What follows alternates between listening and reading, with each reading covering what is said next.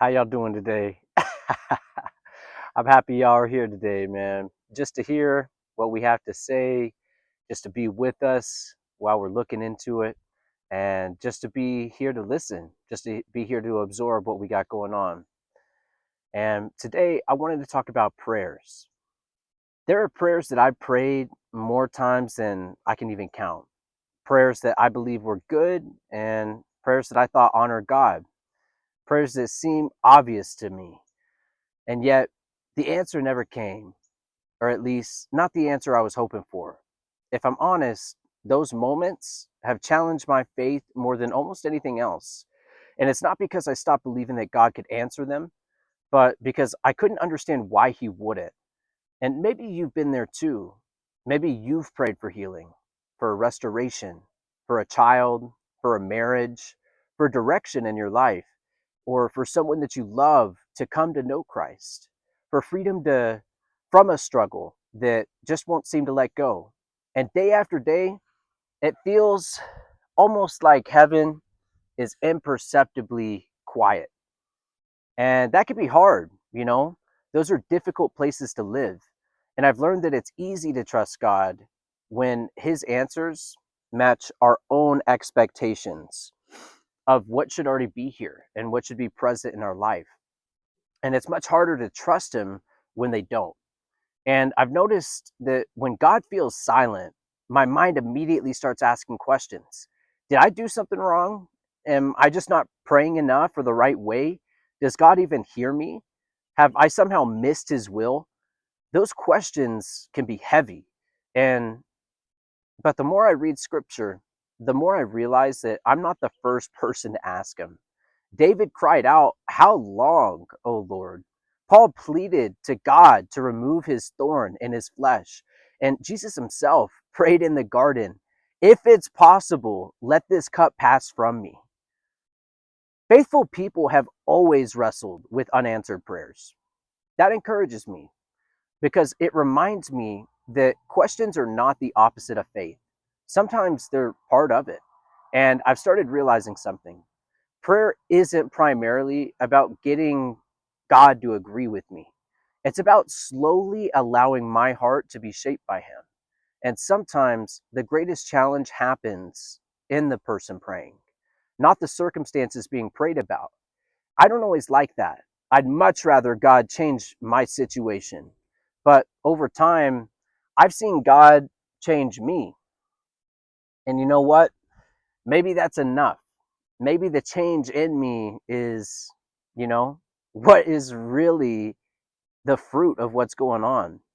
And I've become more patient, more dependent, more compassionate towards people trying to carry invisible burdens in their life, more aware that I don't see the whole picture.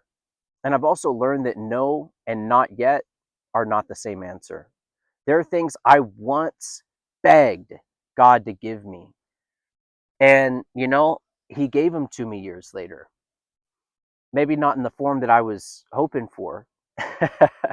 And at the time, I thought He was ignoring me. Looking back, I realized He was preparing me. There are other prayers that He never answered the way that I wanted. And I still don't fully understand why. I don't want to pretend I do.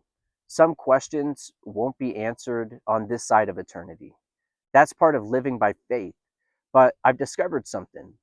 Even when I don't understand God's hand, I can still trust His heart because the cross settled that forever. And if God was willing to give His own Son for me, then His love isn't in question, even when His timing is, even when His methods are, even when His silence is. And I've noticed that unanswered prayers, they often revealed what I believe about God. Do I believe God's only good when I feel good? Or do I believe that His goodness remains even when I can't yet see it? That's not an easy lesson. It's one that I'm still learning.